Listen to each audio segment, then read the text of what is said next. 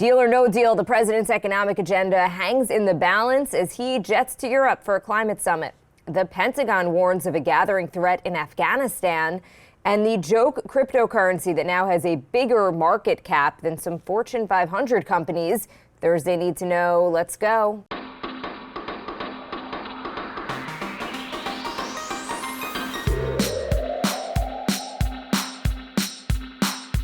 Good morning, this is Cheddar's Need to Know podcast for Thursday, October 28th. I'm Jill Wagner with Carlo Versano. Hello, Carlo. Knock, knock. Who's there? Housekeeping Thursdays. Today's housekeeping. Carlo, it's a short cute. One. I like that. Don't worry. What was I going to say? Tomorrow's Friday. Tomorrow is Friday, so we're going to do our YouTube live chat. However, we will be without Jill. Jill, I believe you are off for a much-deserved day of pampering tomorrow. I don't know if that's actually. Not. I have no time to get my hair colored. I have a day off just that I needed for something with my daughter, but I am going to get my hair highlighted because I have no other time to do it. So, and I hate it. There's nothing I hate more than sitting and getting my hair done. For real, I'm dreading it. Well, that's a good hate, actually. Well, anyway, we're going to have Baker on the pod tomorrow, so we'll do some Love Hate Hate with him. We'll do the YouTube live chat with him. Anytime I have Baker on, when you're out, Jill, it feels like it's like in high school when your parents like leave you to, leave for vacation, and they're like, "Don't burn the house down." It's like you're like the mom. It's funny. I got a message on Instagram, and it was someone saying like, love you and Carlo, but I love when Baker's on. So I was like, yeah, Baker's great. And so I took a screenshot and I sent it to Baker because I wanted him to know that everyone really likes him. So he's like, oh, that's my mom. And I was dying. Get out of here. Is that true? Yes, that's true amazing. Story. You could ask him about it. Oh, I will. But anyway, okay, let's get to some news here. Senate Democrats appear closer to a compromise on President Biden's social spending and climate bill, although it's still not a done deal coming up on their self-imposed deadline of October 31st. Momentum appeared to slow after reports that paid family leave and a tax on billionaires had been scrapped in order to satisfy Senator Joe Manchin.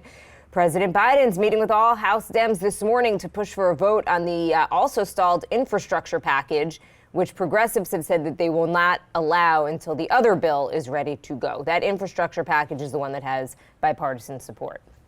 Yeah, exactly. So the social spending bill, here's what appears to be in and what appears to be out, with the caveat, of course, that nothing is a done deal until, the fat lady sings here. And the fat lady has not yet sung. So, but what appears to be in, from all the reporting we have this morning, $500 billion for climate measures, which is nothing to shake a stick at, universal pre-K, as well as subsidized child care for low-income families, also an expansion of the child tax credit for 1 year with no strings attached, no means testing for income and whatnot.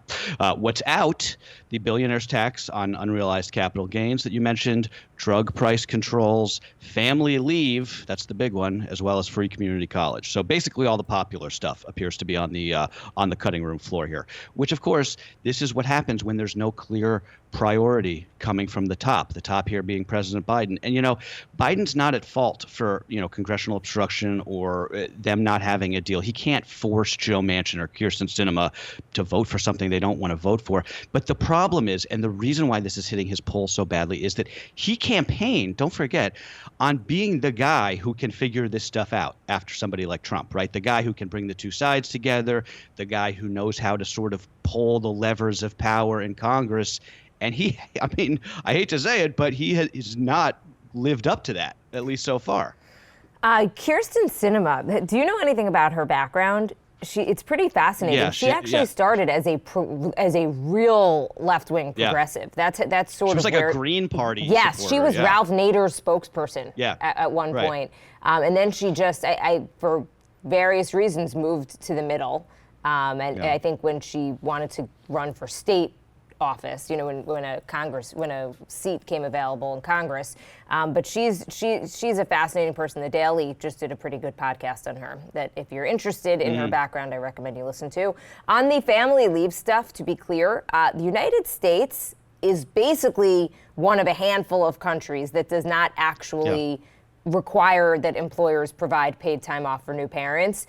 The other countries, Papua New Guinea, there's a few island countries in the Pacific, a country Suriname that I'd never even heard of, that you told me how to pronounce before the podcast. So this is not, like, we are way behind most countries. And when then you look at Europe, I mean, they're giving months off for women, and hopefully, and men too. I mean, dads also deserve it. But I wonder what happened. I wonder, I thought the 4 weeks that they went down from 12 to 4, and I thought that was kind of embarrassing on its own. And I actually was nervous that giving 4 weeks could actually have unintended consequences and be worse. When you could see perhaps there's employers that give a little bit more time, that are, is it going to be a race to the bottom? Are they going to say, well, the federal government says 4 weeks, we're just going to do 4? So that was actually my fear.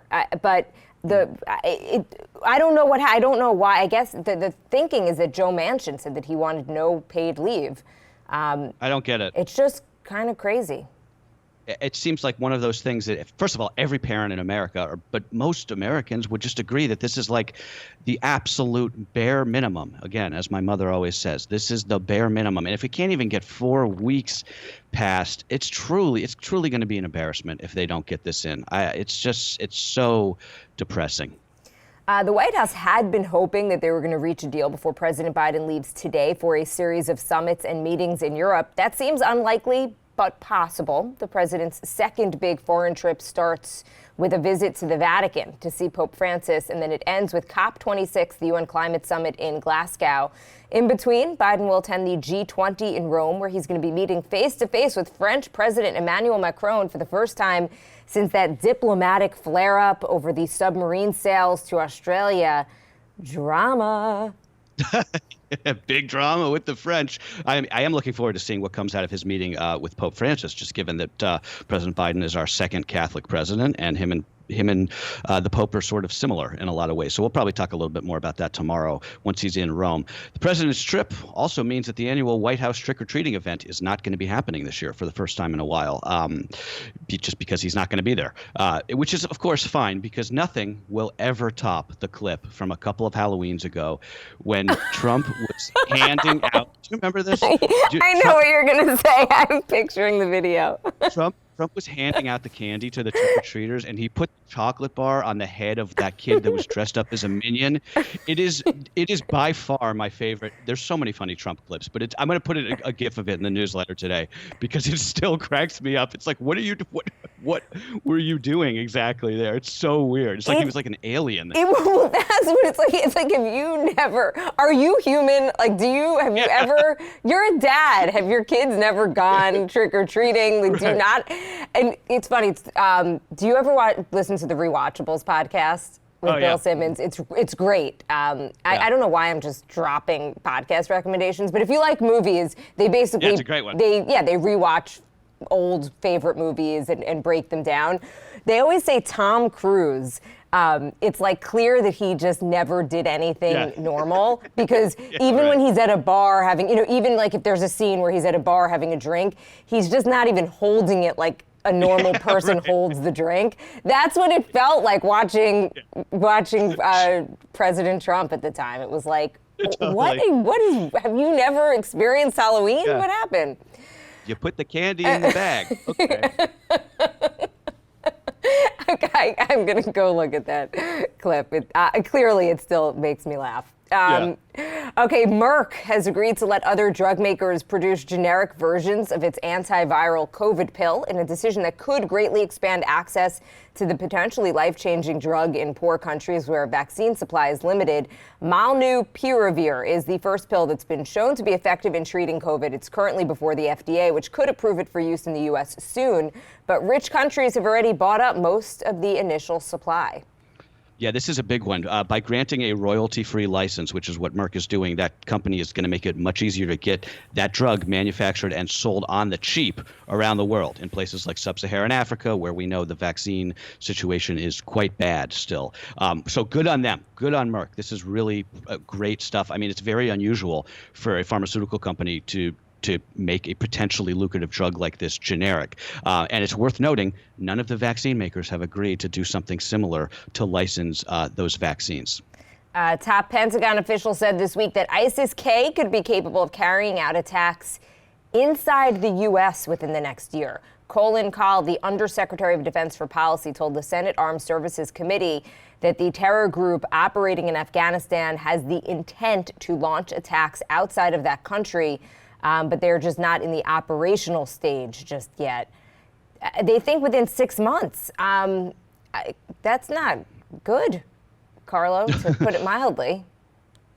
Well, sorry, Jill, I wasn't paying attention because I was just calculating the amount of money that we have saved by not occupying Afghanistan. So $300 million today we did not spend in Afghanistan, $210 million this week. That's $2 billion that we've saved since we left that country 10 weeks ago. Now, I'm being glib. I'm being obnoxiously glib. I appreciate that. But, when I saw this yesterday, you sent this to me. I hadn't actually seen it until you sent it to me. But I got frustrated because it's just like, someone tell me what I'm supposed to be scared about. Am I supposed to be scared about ISIS-K, a group that I didn't even know existed until 2 months ago? Am I supposed to be scared about China, about Iran, about, poor Guatemalan immigrants that are trying to come to America for a better life? It's like, I have an initial skepticism whenever this kind of thing comes out. And I have to say, speaking of Trump, I didn't agree with him on basically anything. I think he was, a bad person and a bad president. That said, his reptilian sort of political brain, every once in a while, it intuited something that was right. And one of those things that he was right on was there is a deep state in America, right? There is. It's not a deep state of Satan worshiping, a cabal of Satan worshiping pedophiles that work out of the Clinton Global Initiative, like the QAnon people think. What it is a sort of, mid-level group of a national security apparatus of sort of like mid-level career bureaucrats, the blob, as it's known. And they are people like this guy, this undersecretary of whatever at the Pentagon. And these are the people whose job it is to keep the United States on a permanent war footing, right, at all times. What are we supposed to be scared about today?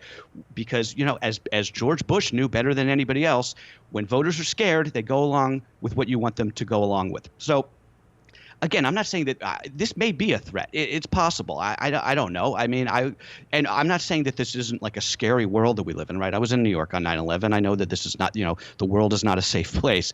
And I agree that we need a coherent counterterrorism strategy around the world. But like, what's the answer? What do these people want? Do they want us to be in a place like Afghanistan forever? Do they want us to be like drone striking, families of innocent people like we did when we left Kabul? I don't know. All right, I have some thoughts, but I want to get to some of our other news. Let's talk. I'm sorry, I didn't mean to like. No. I totally get what you're saying. Look, I would just say that when we left Afghanistan, the big question that I had, and I think a lot of Americans had, who, maybe like you, were either in New York on 9/11 or have vivid memories of it, is. First of all, what did we get? And the main argument for most people, like despite all the money spent and whatnot, and the fact that the Taliban took over right away, was that there were no terror attacks in the United States after 9/11. We pretty much, it was like a given that something else was going to happen. If you remember, the mood after that was like, what's next? Sure. And nothing did happen. And so my question when we left Afghanistan was, okay, I buy everything that you just said, but what is now the risk to Americans in the United States? Sure, right. And the thinking was, or the word was, nothing. We squashed Al-Qaeda, everything's fine, we're good, we've got drone capabilities. But it just doesn't feel like that's the case. As you mentioned, ISIS-K is basically an offshoot of ISIS that took advantage of the chaos in Afghanistan and went there. And it's basically Taliban now who don't think that the Taliban is right-wing enough and extremist enough. That's like, we need to even be more vicious. And they are now ISIS-K. Right. So I'm troubled by it. And maybe I'm buying into the deep state, as you say, but I think this is concerning. No, I think it's a fair debate to have, and if we had more time, we could keep going on it. But okay, let's talk a little Wall Street. Rent the Runway got a warm initial reception from investors in its Wall Street debut, opening above the target price before fizzling, ending the first day of trading down about 8%. Rent the Runway is the latest in a procession of trendy direct-to-consumer retailers tapping the public markets. Warby Parker listed its IPO last month. Allbirds is expected to go public in the coming weeks. The company's COO told Cheddar yesterday, this is Rent the Runway, that its strategy is to provide a closet in the cloud for women, and said its subscriber base has been rebounding out of the pandemic. You're a big Rent the Runway person, right? I am. It's great for work. Yeah. No, Becky is too. She's a big fan. I was forced to go into one of these places once to like return one of her dresses or something. It was like it was very chaotic energy. That's just where there were like hundreds of like women trying on dresses and like frantically for an event that they had the next day. Yeah, I really did not like it, but I'm obviously not the audience for it. But it is pretty remarkable that a company like this was able to stay afloat during COVID, right? When this is a time when nobody needed this service, right? There were no events to have. You didn't have to even go into work, so you didn't really need nice clothes. But this is venture capital. I mean, you have sort of like unlimited VC money. You can sort of you can get through something like COVID, and now they're rebounding. So they did close all of the physical locations. So that location, wherever you went, that you found this chaotic energy, those have shut down. Those shut down during the pandemic. They laid off a bunch of staff. So they are a leaner company as they emerged post-pandemic. But analysts who've looked at the numbers say they just don't add up because the overhead is too high. This company has not turned a profit since early 2019. So it's not just the pandemic here. Right. They've started to do resale, meaning that if you rent something that you like, you can actually buy it. So that's a growing part of the business. That's some new revenue. I have done that, actually. There's a couple things that I've rented, I loved, I got tons of compliments on, and I've purchased that. And one of the good parts of this business is that they have recurring revenue, so they have monthly subscriptions. Yeah. That is a big plus. And it's also huge with young people who don't necessarily need to own stuff. Like our generation and the older generations ahead of us grew up wanting possessions. But young people aren't as interested in owning stuff because they just want, they want to wear something take one picture, put it on Instagram, and then they're done. Yeah. That's cool. I think that's a nice sort of change of pace, right? We don't need most of the stuff that we own. No, it's true. Again, though, the number, I don't know what the future is for this company, though, because when you look at the overhead, they went public really to pay off debt. And so a lot of analysts are a little bearish. Shiba Inu, that coin, that's the meme cryptocurrency of the moment that's based on the mascot of Dogecoin. It's now the 9th biggest digital coin by market cap. So that makes Shiba Inu not only more valuable than Doge, but also companies like General Mills and Hewlett-Packard. I mean, that's wild when you think about it. Yeah. The price of Shiba Inu up 60 million%. That's not a typo, 60 million%. Over the last year to an all-time high that's still fractions of a penny. Individual investors have been petitioning Robinhood to list the meme coin on its trading platform.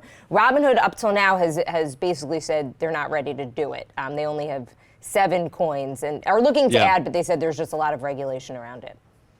I mean, I don't really have anything to say about this stuff. Like, it just feels like I'm taking crazy pills. Like, imagine reading that to your, grandfather. Like, it doesn't even make sense. Like, it's not real. I don't get it. I mean, I guess it is real for the people who are billionaires trading this stuff. I don't know. Elon Musk is big behind this. He was really behind Doge, and then they called him the Doge father. I mean, it's all so ridiculous. But there is money to be made, and also money to be lost here. I mean, it's really volatile. If you, I guess, strike while the iron's hot, you could do really well.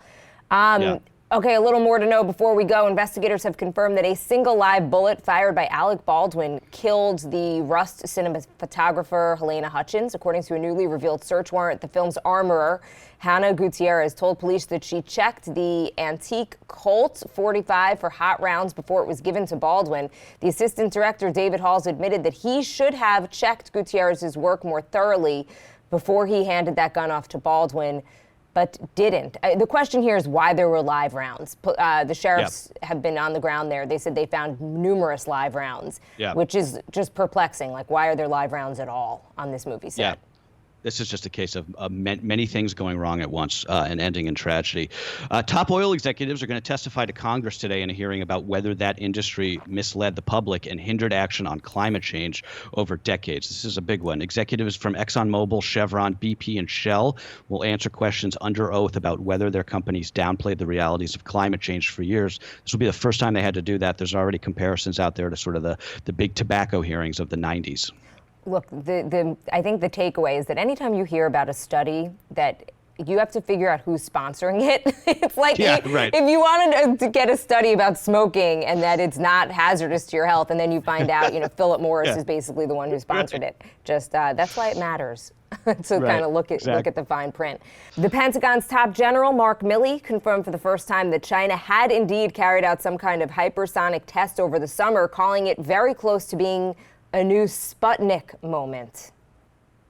Starbucks is raising its minimum wage from $12 to $15 an hour by next summer. It's going to target $17 an hour as a minimum wage by 2022 for all of those employees. More than half of Starbucks employees already start at $15, but this is the latest big company in the service sector to effectively create a floor of a $15 minimum wage. And if you want to thank anybody for that, don't thank Congress, thank Amazon.